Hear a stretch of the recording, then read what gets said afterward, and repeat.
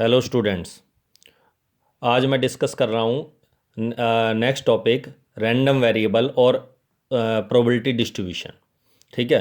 Random variable मतलब x. X का मतलब होता है एक ऐसा वेरिएबल जिसकी वैल्यू अनसर्टेन होती है। अनसर्टेन का मतलब फिक्स नहीं होती, चेंज हो सकती है, कोई भी वैल्यू हो सकती है एक्स की वैल्यू। अभी मैं एग्जांपल दूंगा तुम्हें। ठीक है। और इसकी जो एक्स के हिसाब से उसकी जो प्रोबेबिलिटी, किसी भी एक्सपेरिमेंट के अंदर जो प्रोबेबिलिटी हम फाइंड करेंगे उसकी प्रोबेबिलिटीज़ को हम इकट्ठा लिखेंगे। एक्स और प्रोबेबिलिटी ऑफ एक्स, उसकी जो प्रोबेबिलिटीज़ होगी, जो एक्स की वैल्यू होंगी। ठीक है। तो उसको बोलते हैं प्रोबेबिलिटी डिस्ट्रीब्यूशन। जैसे आपने पढ़ा हुआ फ्रीक्वेंसी डिस्ट्रीब्यूशन, जिसमें एक्स वेरिएबल होता था, उसकी फ्रीक्वेंसीज लिखते थे हम कि कौन सी एक्स की कितनी, कोई एक वैल्यू है वो कितनी बार रिपीट हो रहा है, फ्रीक्वेंसी। ठीक है। अब मैं तुम्हें इसके बारे में एक्स रैंडम वेरिएबल के बारे में डिस्कस कर रहा हूँ कि रैंडम वेरिएबल हम कैसे डिसाइड करते हैं। देखो, अगर हम कोई एक्सपेरिमेंट कर रहे हैं, एक्स एक एक ऐसा रैंडम वेरिएबल है। ठीक है। ऑफ नंबर ऑफ हेड्स, मतलब हेड कितनी बार आ सकता है in two tosses of a coin. अगर हम एक सिक्के को दो बार उछाले, ठीक है, अगर हम एक सिक्के को दो बार उछाले या दो सिक्के एक साथ उछाले, तो एक्स जो किसको शो कर रहा है, एक्स या नंबर ऑफ हेड्स को। तो अगर हम एक सिक्के को दो बार उछाल रहे हैं या दो सिक्के एक साथ उछाल रहे हैं, तो नंबर ऑफ हेड्स हमें कितने मिल सकते हैं। तो ऑब्वियस है, या तो जीरो हेड आएगा, मतलब दोनों पे टेल आ जाए, या कोई किसी एक पे हेड आ जाए, या दोनों हेड आ जाए। तो ये तीन पॉसिबिलिटी आएंगी एक्स की यहाँ, या तो जीरो या वन या टू। ठीक है। तो इसका मतलब एक्स यहाँ रैंडम वेरिएबल इसलिए है क्योंकि जब हम एक एक्सपेरिमेंट, जब एक सिक्के को दो बार उछाला जाता है तो हमें नहीं पता होता कि दोनों हेड ही आएंगे या दोनों टेल ही आएंगे, या एक हेड एक टेल आएगा। हमें नहीं पता होता, अनसर्टेन है इनमें से। हैपन कोई एक होगा, या तो जीरो जीरो हेड आएगा, दोनों टेल आएंगे मतलब, या एक हेड आएगा कोई, या दोनों हेड आएंगे। तो इनमें से कोई एक वैल्यू हमें प्राप्त होगी, लेकिन एक्सपेरिमेंट जब हम परफॉर्म कर देंगे, लेकिन क्योंकि हम प्रोबेबिलिटी डिस्ट्रीब्यूशन लिख रहे हैं, तो ये these are the expected values. जो एक्सपेक्टेड वैल्यूज हैं वो क्या होंगी, जीरो या वन या टू। तो इन सभी पॉसिबिलिटीज को हम एक साथ लिखते हैं, तो एक्स को हम ये बोलेंगे कि it is a random variable. जैसे अब एक और एग्जांपल देखो, अगर एक्स रैंडम वेरिएबल है, किसको शो कर रहा है X, number of sixes in three throws of a die. अब अगर हम एक डाई को तीन बार उछाल रहे हैं, तो सिक्स कितने पे आ सकता है, तीनों पे आ सकता है सिक्स, या हो सकता है किन्हीं दो पे आ जाए, या हो सकता है किसी एक पे आए सिक्स, या हो सकता है एक पे भी ना आए सिक्स। तीनों थ्रो में से अदर नंबर प्राप्त हो, में एक से पांच तक कोई भी। तो इसका मतलब सिक्स कितनी पे आ सकता है, जीरो जीरो थ्रो पे। तीन थ्रो में से जीरो थ्रो पे किसी पे भी ना आए, मतलब तीनों पे अदर नंबर आ जाए, या किसी दो थ्रो पे, एक थ्रो पे आ जाए, या दो थ्रो पे आ जाए, या तीन थ्रो पे आ जाए। तो एक्स की पॉसिबल वैल्यूज कौन कौन सी हो सकती हैं, जीरो वन टू थ्री। ठीक है। इसी तरह अगर मैं कह रहा हूं X is a random variable of number obtained on a throw of a die. Number obtained on a throw of a die, आप सबको पता है जब एक डाई को हम थ्रो करते हैं तो हमें कौन कौन से नंबर प्राप्त होते हैं। ऑब्वियस है, जब हम एक डाई को छालते हैं तो हमें मिलेगा या तो वन या टू या थ्री या फोर या फाइव या सिक्स। एक डाई पे एक से छह तक कोई नंबर मिलता है। तो यहां एक्स जो है उस रैंडम वेरिएबल को शो कर रहा है, जो नंबर को शो कर रहा है जो उस डाई पे आएंगे। नंबर ऑब्टेन्ड प्राप्त होगा जो थ्रो करने पर, डाई को थ्रो करने पर। तो एक्स की वैल्यू क्या होंगी, जीरो, सॉरी जीरो नहीं होगी इसमें, one two three four five और सिक्स। ठीक है। ये आपके एक्स की वैल्यूज है। तो एक्स मतलब एक ऐसा वेरिएबल होता है जिसकी वैल्यू अनसर्टेन होती है। ठीक है, फिक्स नहीं होती, चेंज हो सकती है, कोई भी आ सकती है। मतलब इनमें से X can take any one of the values, इनमें से कोई एक वैल्यू ले सकता है। एक्स की वैल्यू, एक्स जो लेगा, या तो जीरो आएगा, या वन आएगा, या टू आएगा। अगर इस वाले में बात करें तो या तो जीरो आएगा, या वन आएगा, या टू आएगा, या थ्री आएगा। तो इस तरीके से एक्स की जो वैल्यू है फिक्स नहीं होती, वह चेंज हो सकती है, कोई भी आ सकती है। अब जैसे मैं एक एग्जाम्पल दूं, अगर हम एक डाई को एक सिक्के को तीन बार उछाल रहे हैं, अगर हम एक सिक्के को तीन बार उछाल रहे हैं, तो आप सबको पता है तीन बार उछालने पर, अगर मैं कह रहा हूं X is a random variable of number of heads, number of heads, तीन थ्रो पर एक्स एक सिक्के को तीन बार उछाल दे या तीन सिक्के एक साथ उछाल दे, तो हेड कितने पे आ सकता है, ऑब्वियस है जीरो पे, वन पे, टू पे या थ्री पे। जीरो हेड का मतलब है तीनों टेल आ जाए, तो उसकी प्रोबेबिलिटी आप सबको पता 1/8 होती है। क्यों, जब एक सिक्के को तीन बार उछाला जाता है या तीन सिक्के एक साथ उछाले जाते हैं, तो टोटल जो सैंपल स्पेस बनता है उसमें 8 पॉसिबिलिटीज आती हैं। एक एक हेड आ जाए, पहला हेड आ जाए, या दूसरे पे हेड आ जाए, तीसरे पे हेड आ जाए, तो तीन केस बनेंगे इसमें, है ना। दो टेल और एक हेड, तो उसकी प्रोबेबिलिटी 3/8 होगी। दोनों दोनों पे हेड आ जाए तो दो दो, पहले दोनों पे आ जाए, या पहले तीसरे पे आ जाए, या लास्ट वाले दोनों पे आ जाए, हेड आ जाए, तो उस केस में क्या आएगी प्रोबेबिलिटी 3/8। और तीनों हेड आ जाए मतलब 1/8। तो कहने का मतलब ये है कि ये जो प्रोबेबिलिटी डिस्ट्रीब्यूशन है, इसको आप ऐसे भी लिख सकते हो बॉक्स में, जी एक्स की वैल्यू लिख देंगे 0 1 2 3, और प्रोबेबिलिटी 1/8, 3/8, 3/8, 1/8 इनको प्रोबेबिलिटीज ऑफ एक्स वाले कॉलम में लिख देंगे। तो ये आप अगर ये बॉक्स में लिखेंगे तब भी ठीक है, नहीं लिखेंगे और ऐसे लिख के छोड़ देंगे तब भी ठीक है। तो ये प्रोबेबिलिटी डिस्ट्रीब्यूशन को शो करता है। क्लियर है यहाँ तक? और देखो, अगर हम कोई भी एक्सपेरिमेंट करते हैं, ठीक है, कोई भी एक्सपेरिमेंट, चाहे कॉइन टॉस कर रहे हैं, चाहे डाई थ्रो करते हैं, या बॉल या कार्ड या कोई चीज़ सेलेक्ट कर रहे हैं, बॉल सेलेक्ट कर रहे हैं, कार्ड सेलेक्ट कर रहे हैं, कार्ड 52 में से 52 प्लेइंग कार्ड जो होते हैं उनमें से कोई सेलेक्ट कर रहे हैं, और वर्ड है विद रिप्लेसमेंट, मतलब एक कार्ड निकाला उसको वापस रख के फिर दूसरा कार्ड निकाला, तो आप सबको पता है प्रोबेबिलिटी में चेंज नहीं आता। तो ऐसे केसेस जो होते हैं, कॉइन वाले थ्रो करें बार बार, कॉइन को थ्रो करें बार बार, डाई को थ्रो करें बार बार, या कई कार्ड निकाले, 2-3 कार्ड निकालें और उसमें विद रिप्लेसमेंट होते, ये सारे के सारे जो ट्रायल्स हैं, इवेंट्स हैं, वो इंडिपेंडेंट होते हैं। और अगर इंडिपेंडेंट है तो उस सिचुएशन में हम मतलब कि किसी भी प्रोबेबिलिटी डिस्ट्रीब्यूशन को ऐसे लिख सकते हैं। ये स्टैंडर्ड मेथड है, ये फॉर्मूले हैं। क्या? अगर मैं ई ले लूँ, E is the event of getting a success. Success का मतलब जो हम जिसका हमें डिस्ट्रीब्यूशन लिखना है, ठीक है। जैसे अगर नंबर ऑफ हेड्स का लिखना है तो E is a event of getting A head on a coin.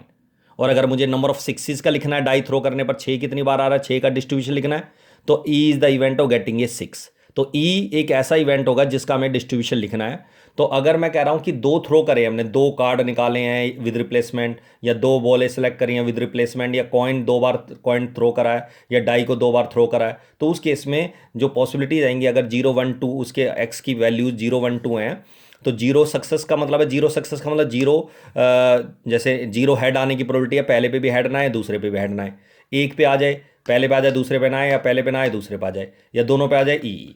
तो ये केसेस बनते हैं जब हम 2 थ्रो करते हैं कोई भी, या 2 चीज़ सेलेक्ट करते हैं। इसी तरह अगर हम 3 कार्ड सेलेक्ट कर रहे हैं, 3 बॉल सेलेक्ट कर रहे हैं, या 3 बार कॉइन को टॉस कर रहे हैं, या डाई को 3 बार थ्रो कर रहे हैं, तो उस केस में ये केसेस बनते हैं।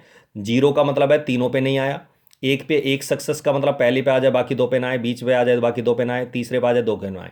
2 पे आने का मतलब ये हो गया आपके केसेस, 2 पे आ जाए किसी एक पे ना आए, 3 केस बनेंगे इसमें, और तीनों पे मतलब एक आए। और अगर 4 थ्रो करते हैं तो उसमें ये पॉसिबिलिटीज बनती है, 0, 1, 2, 3, 4 पॉसिबिलिटीज होगी एक्स की, रैंडम वेरिएबल की। तो जीरो का मतलब 4 थ्रो कर रहे हैं, देखो ये 1, 2, 3, 4, चारों पे नहीं आया, एक पे आने का मतलब 4 केस बनेंगे। क्यों? 4 थ्रो कर रहे हैं तो 4 केस बनेंगे, पहले पे, दूसरे पे आ जाए, तीसरे पे आ जाए, चौथे पे आ जाए। और 2 वाले में 6 केस बनेंगे, पहले दोनों पे आ जाए, लास्ट वाले दोनों पे आ जाए, दूसरे चौथे पे आ जाए, पहले तीसरे पे आ जाए, पहले और फोर्थ पे आ जाए, या बीच वाले दोनों पे आ जाए, सेकंड और थर्ड पे, है ना। 3 का मतलब है तीनों पे आ जाए, 3 पे आ जाए, कोई भी 3 हो तो ये 4 केस बनेंगे, और चारों पे आ जाए तो एक केस बनेगा। तो ये प्रोबेबिलिटी डिस्ट्रीब्यूशन अगर हमें कभी लिखना हो और इंडिपेंडेंट इवेंट्स हो तो ये हम तरीका फॉलो कर सकते हैं। ये मेथड है, ये फॉर्मूले हैं जिससे हम किसी भी डिस्ट्रीब्यूशन को ईजिली लिख सकते हैं। ठीक है, देखो जरा क्वेश्चन नंबर 5 है ये। ठीक है, क्वेश्चन नंबर 5 में कह रहा है 2 डाइस आर थ्रोन साइमल्टेनियसली, एक साथ 2 डाई उछाल दी। If X denote the number of sixes, कि 6 कितनी डाई पे आया है, तो find the probability distribution of X.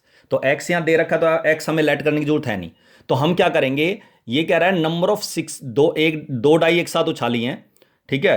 तो हमें कह रहा है कि एक्स जो है वो हमें एक्स का मतलब है कि नंबर ऑफ सिक्सेस, तो इसका डिस्ट्रीब्यूशन लिखना है नंबर ऑफ सिक्सेस का। तो X is a random variable of number of sixes, तो हम क्या लिखेंगे, पहले ई लेट कर लेंगे, let E is the event of getting a 6 on a die, एक डाई पे 6 आने की प्रोबेबिलिटी लिख लेंगे। ठीक है, तो प्रोबेबिलिटी ऑफ ई 6 आने की प्रोबेबिलिटी 1/6 होती है, और ना आने की प्रोबेबिलिटी होती है 1 - 1/6, 5/6। अब जब हम दो डाई उछाल रहे हैं तो 2 डाई पे 6 कितने पे आ सकता है, 0 पे, 1 पे, 2 पे। 0 पे आने का मतलब है पहली डाई पे भी नहीं आया, दूसरे पे भी नहीं आया, और ना आने की प्रोबेबिलिटी इंडिपेंडेंट है ये, 5/6 इंटू 5/6 25/36। इसी तरह 1 पे आ जाए, पहले पे आ जाए, दूसरे पे ना आए 6, या पहले पे 6 ना आए दूसरे पे 6 आ जाए, 2 डाई उछाल रहे हैं एक साथ तो। ठीक है, तो इसका मतलब ये आ गया आपका 1/6 इंटू 5/6 प्लस 5/6 इंटू 1/6 10/36। और इसी तरह दोनों डाइयों पे 6 आ जाए तो 1/6 इंटू 1/6 1/36। तो ये प्रोबेबिलिटी डिस्ट्रीब्यूशन ई शुरुआत में ई लेट कर लो। अगर इंडिपेंडेंट तो ये वाला जो मेथड जो मैंने अभी बताया है, अगर आपको ये मेथड अप्लाई करने हैं, जो 3 केस ये बताए हैं स्टैंडर्ड मेथड, इस तरीके से ई वाले मेथड से करना है, इंडिपेंडेंट वाले मेथड से करना है, तो ई लेट कर लो। जो भी आपको 6 की बात कर रहा है, हेड आने की है तो ई is the event of getting A head, या जो भी है। अब जैसे अगला क्वेश्चन देखो जरा, क्वेश्चन नंबर 7 है, कह रहा है 3 rotten apples are mixed with 7 fresh apples, मतलब 3 रोटन एप्पल्स हमने 7 फ्रेश एप्पल के साथ मिक्स कर दिए तो टोटल एप्पल्स हो गए 10। Find the probability distribution of the number of rotten apples if 3 apples are drawn 1 by 1 with replacement. आ गया विद रिप्लेसमेंट ना, विद रिप्लेसमेंट में क्या बता रखा तुम्हें, इंडिपेंडेंट। इंडिपेंडेंट के केस में हम एक रोटन एप्पल को सेलेक्ट करने की प्रोबेबिलिटी लिख लेंगे एडवांस में। Let E is the event of getting a rotten apple, और एक रोटन एप्पल को सेलेक्ट करने की प्रोबेबिलिटी, क्योंकि टोटल एप्पल से 10, रोटन एप्पल से 3, फ्रेश एप्पल है 7, तो इसका मतलब एक रोटन एप्पल को सेलेक्ट करने के चांस है 3/10, और एक फ्रेश एप्पल को सेलेक्ट करने के चांस है 7/10, और x is a random variable of number of rotten apples. तो यहां हमने 3 एप्पल सेलेक्ट करे हैं और हमें डिस्ट्रीब्यूशन लिखना है कि उनमें से तीनों में से रोटन एप्पल कितने निकल सकते हैं। तो हम सारी पॉसिबिलिटीज लेंगे, या तो 0 निकलेगा, या 1, या 2, या 3। 0 का मतलब वही केस बन गया जो अभी मैंने बताया तुम्हें, क्या 3 वाला केस बन गया ना, इंडिपेंडेंट वाला, ये वाला केस बन गया। क्लियर है यहां तक? तो वही केस बन गए, तीनों में से किसी, पहला भी रोटन एप्पल नहीं है, दूसरा भी नहीं है, तीसरा भी नहीं है, मतलब तीनों फ्रेश एप्पल हैं ये। ई का मतलब है रोटन एप्पल, जिसका मैं डिस्ट्रीब्यूशन लिखना होता है उसको ई लेना है, और बाकी जो उसके अगेंस्ट जो इवेंट होगा उसको नॉट ई लेना है। ठीक है, तो पहला रोटन एप्पल नहीं निकलेगा, दूसरा भी नहीं निकले रोटन एप्पल, तीसरा भी नहीं निकला, तो इंडिपेंडेंट है तो इन सब की मल्टीप्लाई कर देंगे। एक रोटन एप्पल निकल जाए तो पहला, दूसरा या तीसरा कोई भी, तो 3 टाइम्स हो गई है। ई की प्रोबेबिलिटी है 3/10 और नॉट ई की प्रोबेबिलिटी 7/10 आ जाएगा, तो ये आंसर आ जाएगा 441/1000। इसी तरह 2 रोटन एप्पल्स आ जाए तो पहले 2 आ जाए, पहला तीसरा आ जाए, या लास्ट वाले दोनों आ जाए, सेकंड और थर्ड आ जाए। ठीक है ना, तो इस केस में भी वो 3 टाइम्स, इनको ऐड करेंगे तीनों को, तो 3 टाइम्स ऑफ ई, 2 जगह ई है तीनों में, और 1 जगह नॉट ई है, तो 2 ई की प्रोबेबिलिटी मल्टीप्लाई कर दूंगा, और इंडिपेंडेंट में मल्टीप्लाई करता है, और नॉट ई की प्रोबेबिलिटी होगी 7/10, तो इन सब की मल्टीप्लाई करेंगे तो 189/1000। इसी तरह प्रोबेबिलिटी ऑफ ई, तीनों आ जाए रोटन एप्पल, तीनों सेलेक्ट, जो 3 एप्पल सेलेक्ट करें तीनों रोटन हो, तो पहला भी रोटन, दूसरा भी, तीसरा भी, तो उस केस में 27/1000। और याद रखना सिग्मा पी एक्स जो होता है, इन सब का सम जो होता है, सिग्मा पी एक्स, इन सब का जो सम आएगा वो 1 आएगा, मतलब अगर हम इन सबको ऐड करेंगे तो ये 1 आएगा आपका। क्लियर है यहाँ तक? आज की क्लास में बस इतना ही, अगली क्लास में और डिस्ट्रीब्यूशन के और क्वेश्चन डिस्कस करूंगा मैं। ठीक है।